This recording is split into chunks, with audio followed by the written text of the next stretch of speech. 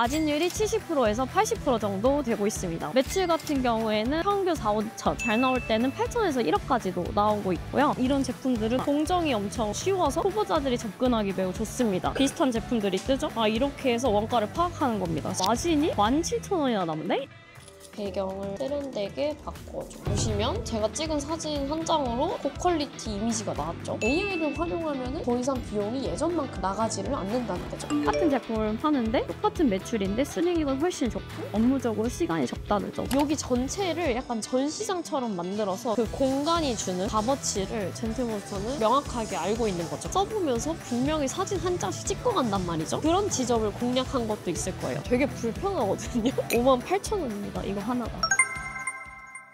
안녕하세요. 저는 중국 사입으로 나만의 제품을 만들어서 스몰 브랜드를 운영하고 있는 만29세 CEO라고 합니다. 저는 인테리어 오브제 브랜드를 운영하고 있고요. 브랜드 사이트인 자사몰에서 판매를 하고 있고 버티컬 플랫폼에서 판매를 하고 있습니다. 버티컬 플랫폼은 선물을 하기 위해서 이쁘고 감성 있는 제품을 구매하기 위해서 들어가는 사이트라고 보시면 되는데요. 오늘의 집이나 29cm, 카카오톡 선물하기, 무신사 이런 데를 버티컬 플랫폼이라고 부릅니다. 물론 브랜드마다 쿠팡이나 스마트 스토어에서 판매할 때도 있긴 한데 저 같은 경우에는 자사몰과 버티컬에서만 판매를 하고 있어요. 보통 자사몰이랑 버티컬에서 판매를 하는 이유가 아무래도 스마트스토어 쿠팡을 하면 가격 경쟁을 들어가야 되고 가격 경쟁을 들어가면 마진율이 70% 되던 게 50% 그리고 30%, 20%까지 낮아지거든요. 웬만해서는 쿠팡 스마트스토어에서는 경쟁을 하지 않죠. 매출 같은 경우에는 평균 4, 5천 그리고 잘 나올 때는 8천에서 1억까지도 나오고 있고요. 순수익은 40%여서 최소 2, 3천 정도 벌고 있습니다. 순이익이 40%니까 100만 원이면 40만 원, 1000만 원이면 400만 원이 나오는 거죠. 브랜드를 운영하다 보면은 별로 일이 없어가지고 제가 브랜드 조사를 많이 해요. 성수에 가서 요즘 잘 나가는 브랜드는 뭔지 좀 구경을 하고 시장 조사를 해보려고 합니다. 여기는 29cm 홈이라고 29cm에서 사는 제품들이 여기 오프라인 매장에 몰려 있더라고요. 그래서 저는 자주 와서 구경하고 시장 조사합니다. 일단 원가가 쌀 것 같은 거를 주로 보거든요. 이런 제품들 16,000원이잖아요. 이렇게 조그만데 16,000원이나 하지? 이거 원가는 얼마일까? 제가 예상하는데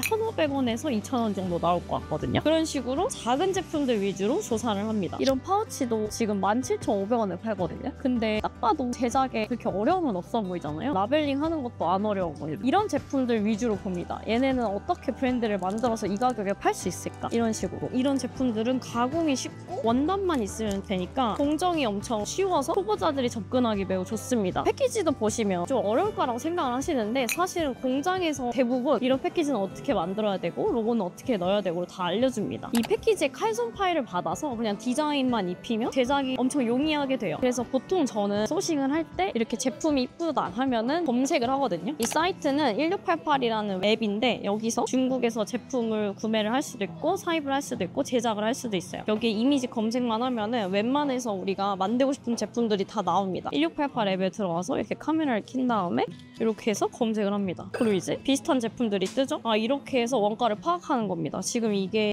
19,000원이잖아요. 근데 10위 안에 팔고 있으니까 2,000원인데 19,000원에 파네? 마진이 17,000원이나 남네? 이런 식으로 확인하고 광고비나 뭐 이것저것 다 떼도 하나 팔아서 10,000원은 넘게 남기겠네? 계산이 나오는 거죠. 일단 이렇게 소품류 같은 경우에는 초기자본이 높지가 않아요. 이런데도 컨택을 해서 얘기를 하다 보면 너네 이 제품에다가 내 거 로고 넣어주면 얼마야? 라고 물어보면은 보통은 50개, 100개 만들면 로고 바로 넣어준다 이렇게 얘기를 하거든요. 특히 패브릭류 같은 경우에는 뭔가 금형이 필요하다든지 아니면은 플라스틱으로 찍어내야 되는 게 아니라서 비교적 쉽게 제작을 할 수 있다고 생각하시면 됩니다. 예를 들어서 뭐 유아용품 같은 경우에는 KC 인증이 필요한데 이런 텀블러 같은 경우에는 입에 닿는 거잖아요. 이런 제품들은 인증이 필요합니다. 인증은 이제 식품 검역이라고 하는데 식품 검역은 최소 100kg부터 수입을 해야지만 인증을 받을 수 있고 이런 요건들이 있어요. 그래서 초기에는 입에 닿는 것들, 식기 크게 추천드리지 않죠. 비용이 많이 올라가니까. 그립톡도 사실 최소 주문 수량이 되게 낮거든요. 근데 이렇게 나만의 디자인을 넣어가지고 그래픽만 만들어도 충분히 브랜드로 보여질 수 있다. 이렇게 29cm에 입고시켜서 판매를 할 수 있다. 만약에 여러분의 브랜드가 그립톡을 만들어서 여기 매장에서 판매를 할 수 있다고 하면 되게 뿌듯할 것 같지 않으신가요? 작은 소품만 만들어도 브랜드를 할 수 있고 29cm에서 오프라인에서 판매를 할 수 있는 거죠. 그런 부분에 있어서 되게 브랜드를 하는 거에 뿌듯함을 저도 많이 느끼는 것 같아요. 그냥 바로 제품을 만든다고 입점할 수 있는 건 아니에요. 근데 초기에 감도를 조금만 세팅을 하면은 29cm MD들은 남자분들은 생각보다 스몰 브랜드를 되게 많이 찾아다니시거든요. 그래서 우리가 인스타 활동 좀 하고 광고 활동을 좀 하다 보면 29cm 입점을 하는데 허락을 해주는 거죠. 여기가 라이프스타일 쉐이투쉐라는 브랜드인데 시그니처 모양을 하나 만들어서 이게 러그로도 엄청 제품이 많이 팔리고 이 디자인으로 진짜 많이 알려졌어요. 그 이후로는 이렇게 마우스 받침대도 만들어서 꾸준히 팔리고 있고 이 디자인으로 이렇게 다양하게 키링을 만든다든지 브랜드 컨셉을 아주 확실하게 잡아서 사실 이걸 만드는데 1,000원, 2,000원 밖에 하지 않는데 판매가를 19,000원에 판매를 하고 있는 거예요. 그래서 브랜드의 경우는 컨셉을 하나만 잘 잡아도 된다. 근데 만약에 내가 조명 같은 브랜드를 만들고 싶다라고 할 경우에는 이 모양을 만들기 위한 틀이 필요해요. 그래서 그 틀을 초반에 만드는데 금명비 같은 게 발생을 하거든요. 그래서 처음부터 내가 조명 브랜드를 만들겠다. 조명을 하는데 아예 내가 원하는 모양을 새로 신규로 개발하겠다라고 하면은 거기서는 일단 비용이 많이 들어가죠. 어떤 제품을 고르냐에 따라서 자본이 좀 다르게 들어간다고 보면 돼요. 책상을 닦는 물티슈라고 하면은 사람들이 브랜드 용품으로 구매를 하지 않을 거라고 생각을 하는데 이 컷이라는 브랜드가 생활용품을 브랜딩해서 굉장히 성공한 브랜드예요. 이쁜 거, 오브제 이런 것만 브랜딩이 가능할 거라고 생각을 하시는데 컷이라는 브랜드가 어떤 스토리를 입혔냐면 청소는 단순히 행동이 아닌 주변 공간을 가꾸고 변화시키는 행위라고 생각을 한다라고 하면서 심미적인 디자인의 청소용품이 필요하다라는 스토리를 가지고 시작을 했거든요. 그래서 우리가 그냥 단순하게 키친을 닦는 거고 테이블을 닦는 거지만 오브제스럽게 만들어서 브랜드로 판매를 하는 것도 사람들이 충분히 원하는 니즈에 있다는 거죠. 이렇게 하찮은 제품들도 브랜드로 팔 수가 있다는 겁니다.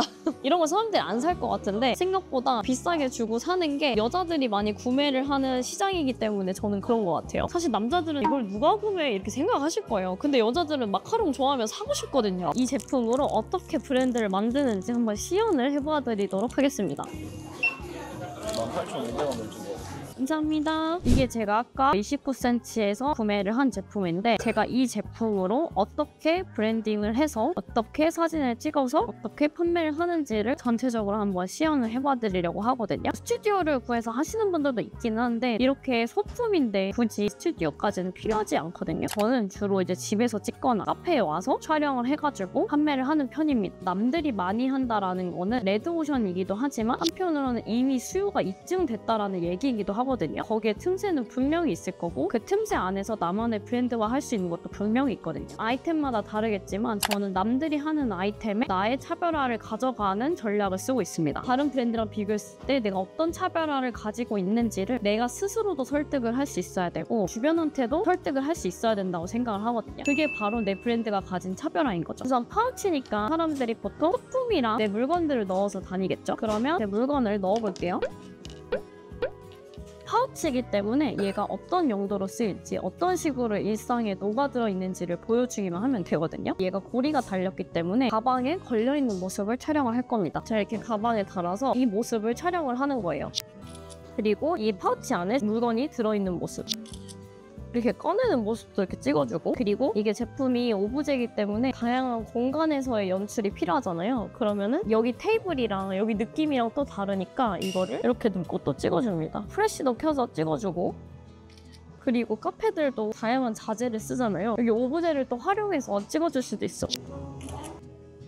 한 카페인데 여러 장면의 컷이 나왔죠. 저는 이런 식으로 제품을 한 카페에 가지고 와서도 되게 다양한 공간에서 한 사진을 기본적으로 10장 이상씩 남겨오거든요. 그러면은 이 제품이 다양한 공간에 담긴 모습을 카페 한 곳에만 와도 충분히 다 뽑아낼 수가 있는 거예요. 사진 찍는 게 어떠셨어요 방금? 되게 쉬워 보이지 않았나요? 사실은 요즘에는 제품 컷들이 거의 다 아이폰으로 찍혀져요. 핸드폰과 제품 하나만 있으면 어딜 가도 찍을 수가 있는 거예요. 이렇게 이미지 컷들을 찍었잖아요, 카페에서. 근데 이게 마음에 안 들 수도 있고 뭔가 썸네일로 완전 브랜드 감도를 살리기까지는 부족할 수 있잖아요. 그러면은 제가 이 사진으로 AI를 활용해가지고 디벨롭을 한번 해볼게요. 이렇게 사진을 찍고 이걸 찍었죠?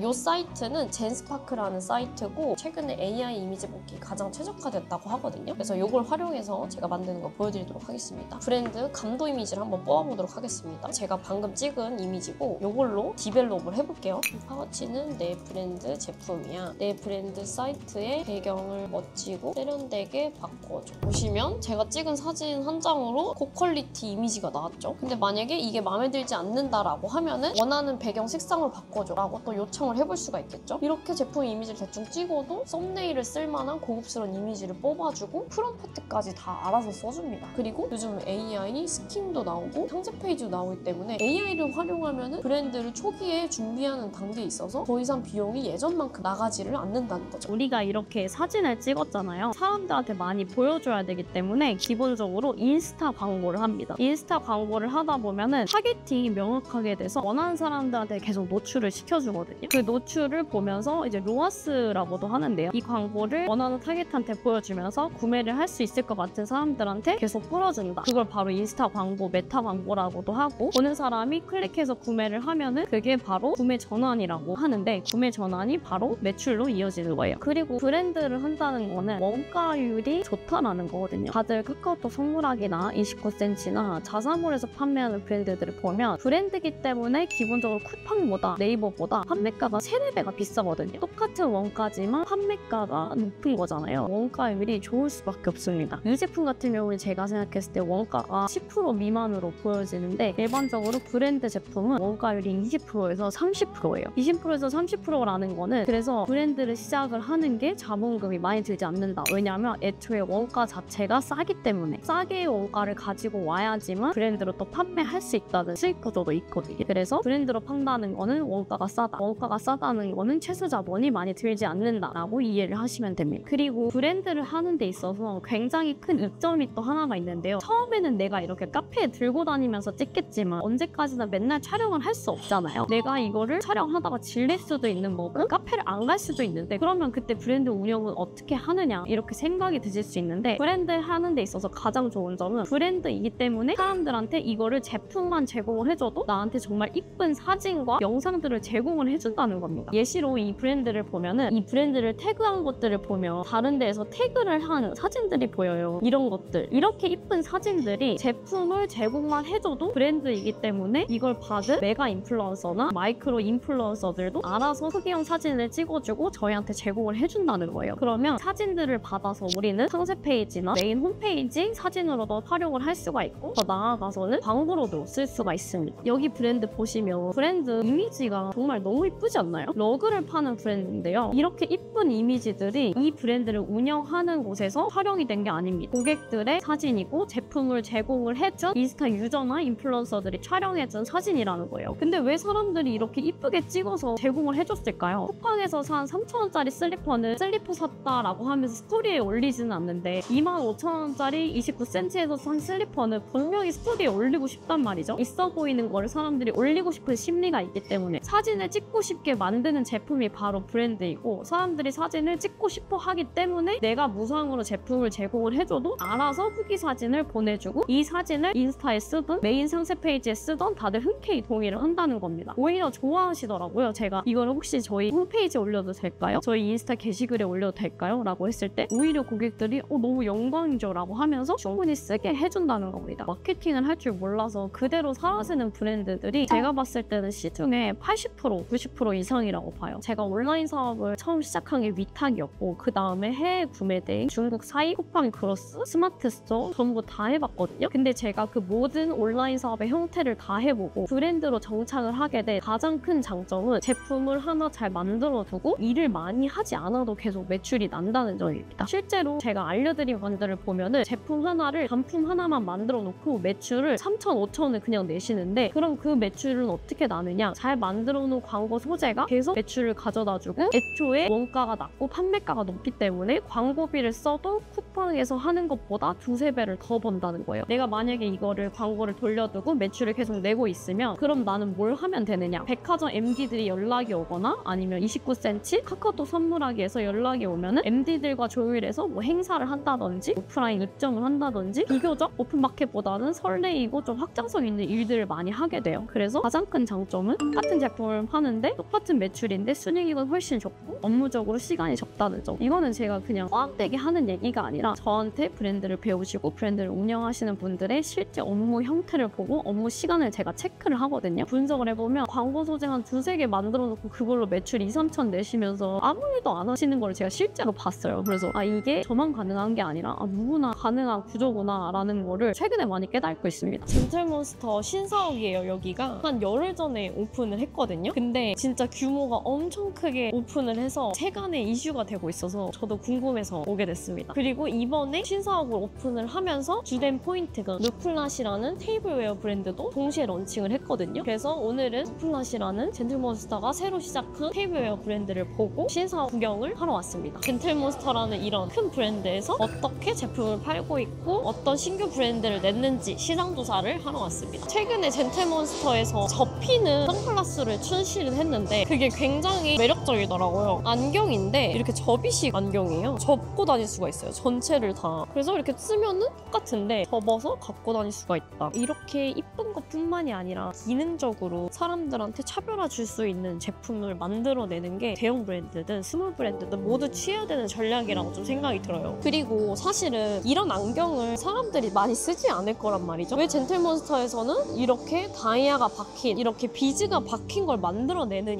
이게 바로 젠틀몬스터의 시그니처 때문이라고 생각을 하거든요. 물론 이런 게 대중성 굉장히 떨어지죠. 근데 이런 거를 인플루언서들이 쓰고 사진을 찍어서 올리면 신기한 안경은 뭐야? 부터 시작해서 아 젠틀몬스터가 이렇게 유니크한 거를 만들어내는 브랜드구나를 사람들한테 인식을 시켜주는 거예요. 그래서 초반에는 어떤 브랜드든 시그니처의 하나는 늘 가져간다고 생각을 하는데 그 전략을 젠틀몬스터를 보시면 확실하게 이해를 하실 수가 있습니다. 젠틀몬스터가 성공한 주 전략이 왜?